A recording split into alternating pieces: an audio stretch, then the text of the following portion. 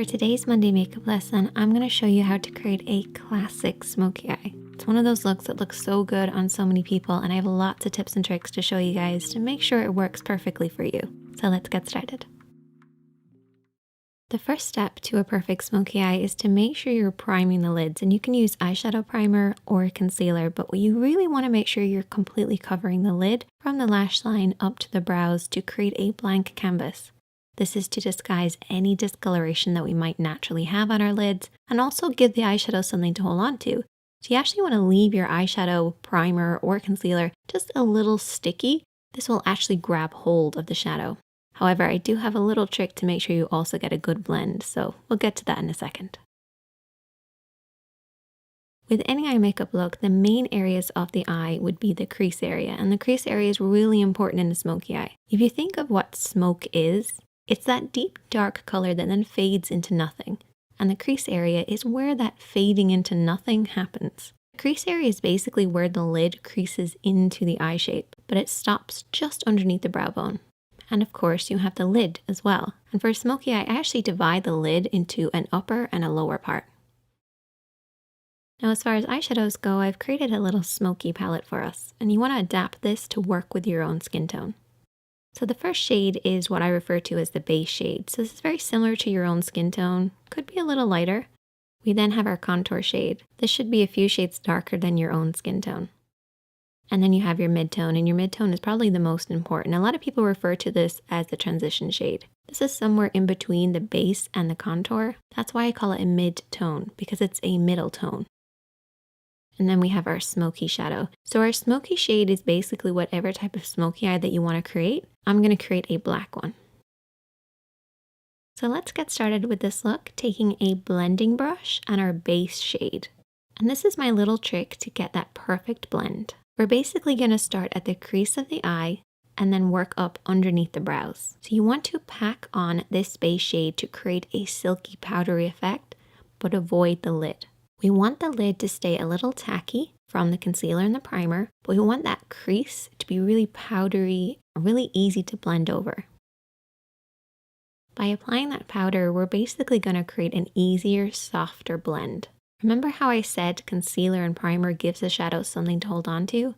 Well, this powdery base will make sure we have something to blend over, and that's how you get that perfect soft blend. Just make sure to avoid the lid, don't come down too far. Keep it from the crease right up to the brows. For the next step, we're going to keep with that same blending brush, and I haven't cleaned it off, and we're going to go in with our mid-tone, so our middle tone or our transition shade.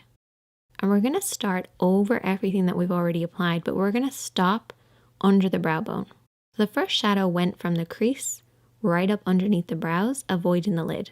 And use this little diagram as a representation of what we're doing here. We're starting in this crease area and then softly blending upwards. If you're not sure where to stop and start your blend, you basically want to keep it in between these two parallel points.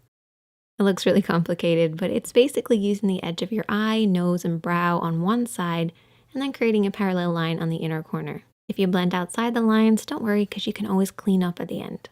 Just use this as a guide. Then we're going to take a clean blending brush, and I always keep a clean blending brush handy for every look, but in particular when you're doing a smoky eye. Go over everything that you've applied to soften out any harsh lines. No additional product needed, just soften out those lines.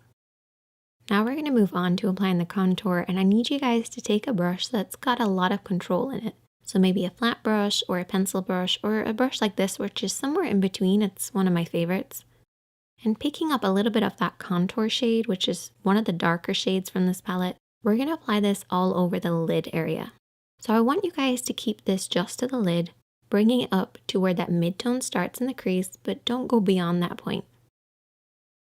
Really focus on the roots of the lashes and softly blend this over and back, covering the lid. Try to avoid blending this up too high because that can ruin the look. You want to keep it nice and deep and low. So what we're going to end up with is a deep dark look right at the roots of the lashes that then fades upwards, fading into that mid-tone, into that crease, and up underneath the brows. Next, I want you to take a small flat brush, something that you have the most control over. And I want you to take your smoky shadow. So whatever smoky shadow that you're using, I'm using black. And there's two ways that you can apply this. You can bring your hand down onto the lash line, or you can come at it straight on. As you can see, my hand is pretty much at the level of my nose as I'm applying this. I'm applying it using the lash roots as my guide, and follow the natural shape of your lash line. If you have your hand too low at this point, you're going to blend that black up too far. And I don't want you guys to do that. So try to keep it at around the cheek level, or bring your hand over the top and press downwards onto the lash line. Either way, just imagine that you're creating a liner look. Just coat right by those lashes and really pack it on there. Get in between those lashes, right onto that lash line. It's really important. We have to imagine that that black is coming from somewhere, so it has to start really dark at the base.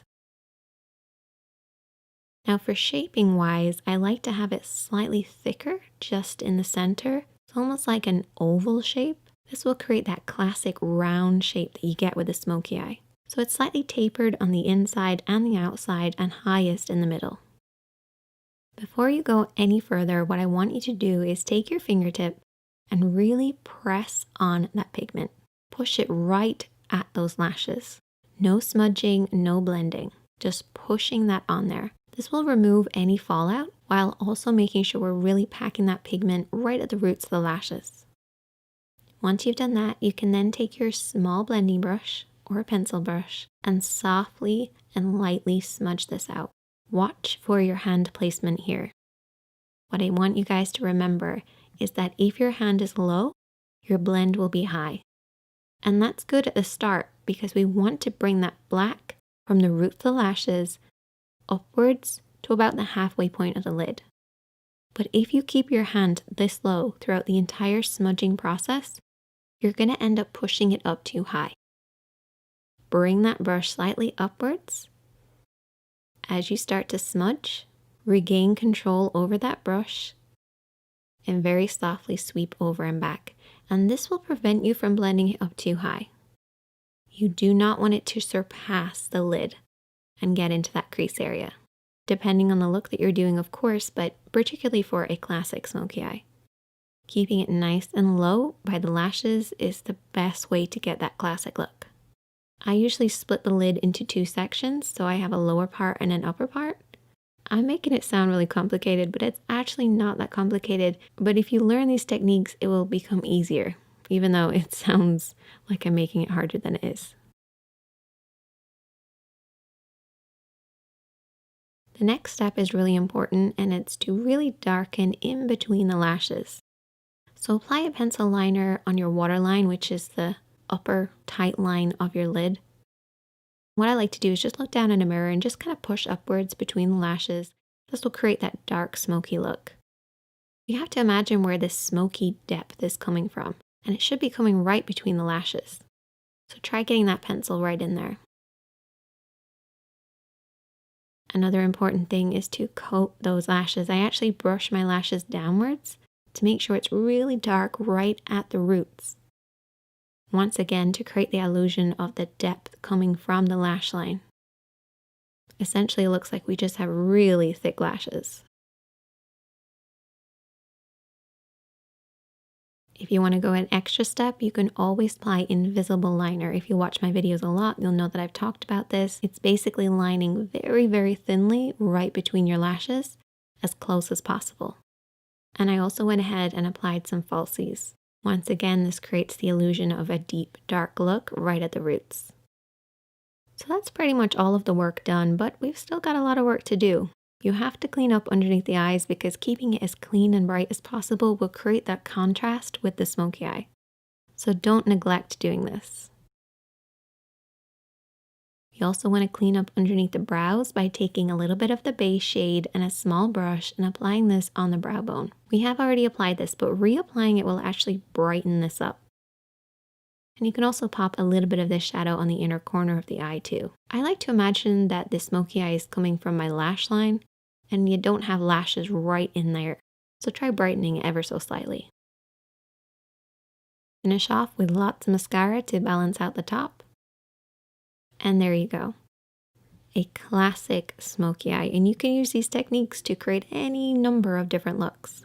But I love that deep dark look starting at the roots of the lashes and blending upwards. If you try out this look, I would love to hear from you guys. You can also send me a picture, and if you have any problems, I'm always here to help, so just leave a comment and I'll try and get back to you.